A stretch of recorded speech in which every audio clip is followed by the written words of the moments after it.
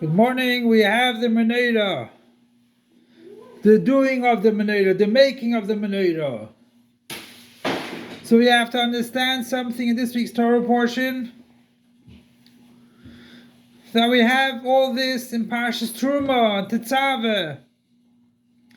Why is he coming over here in Parshas Ba'aleischa to speak about the menorah? The action of the menorah, of how the menorah has to be made. And over here he only brings down the main point, focal point of Miksha has to be knocked out completely. Moshe Rabbeinu didn't understand this. And also, what is this idea that HaKadosh Baruch Hu tells Moshe, tells Aaron, don't worry, your thing is even greater. Your avodah on the Mishkan of the menorah is greater than even the Ketores. Greater than the Ketores that goes in Kodesh HaKadoshim. So what is going on over here? And then it says also, Kain Asa Samanera. We don't explain it that Moshe Rabbeinu, or the one that put his whole being into the Mishkan, did it, or Betzalel, like we say that whoever is doing it, it was done like it was. But Moshe didn't understand how to do it. Nothing. So we see over here there's something unique. And also, by the menorah, the HaKadosh Baruch Hu Hashem says, "V'zeh ma'aseh menorah." This is the menorah. So we know as follows, that the menorah was done by God.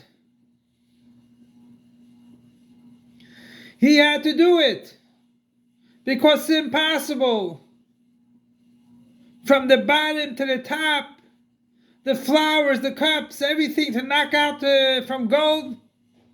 Impossible. So what is brought down? That he threw the gold in the fire. That was his action. And then the menorah came out. Beautiful. So we see here that it's the Ma'aseh Yidei HaKadosh Baruch Hu. It's the action of God. But he had to put in something.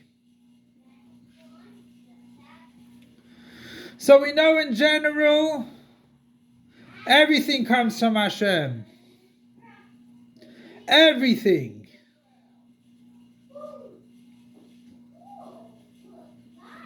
But there's also our action.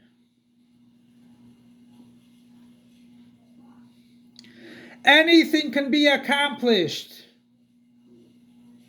even though it's the workmanship of God Himself alone that can accomplish that. But we have to put in our effort in it. We have to do something to be a vessel for it. Moshe Rabbeinu took the gold and put it in the fire. That was his action.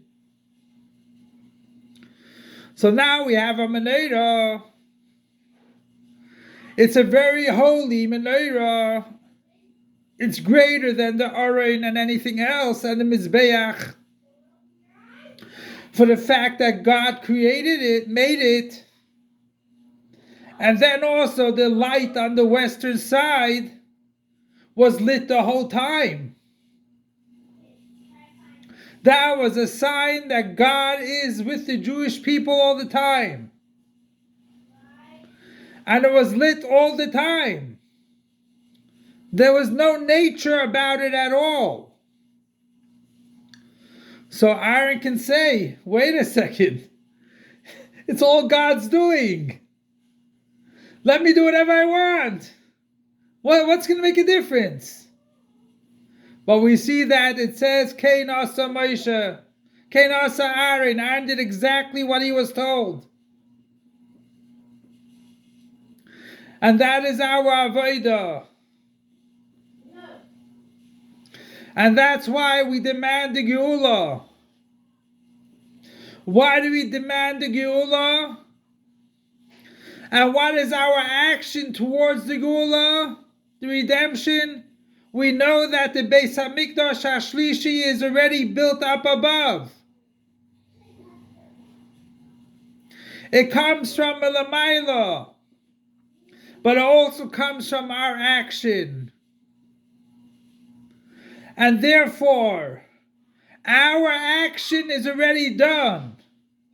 There's nothing more to do to bring the Geula. There's nothing more to build the beis hamikdosh the way it is above. So the only thing we ask from God, Lama nigara, why are we worse than our forefathers, our great-great-great-great-great-great-grandfathers, which had the beis hamikdosh? The only thing now is to demand the Geula from Hashem.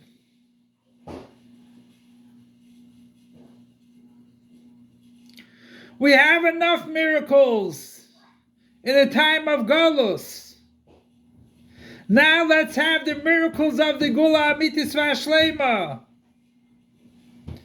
But we should never look on something that it's only in God's hands and we can't accomplish on ourselves. And never say that since God is doing it, let me not mix in. But we have to put in a little bit, and God does the rest. And b'mheirav yameinu yigala amen ken yiratzeh, now come very speedily now, after all our action. In the time of Galus, we'll have it speedily in our days that the beis hamikdosh will come down in Yerushalayim HaKodesh imminently right now. Long live our Master, Teacher, and Rebbe King Mashiach forever and ever. Long live our Master, Teacher, and Rebbe King Mashiach forever and ever. Long live our Master, Teacher, and Rebbe King Mashiach forever and ever.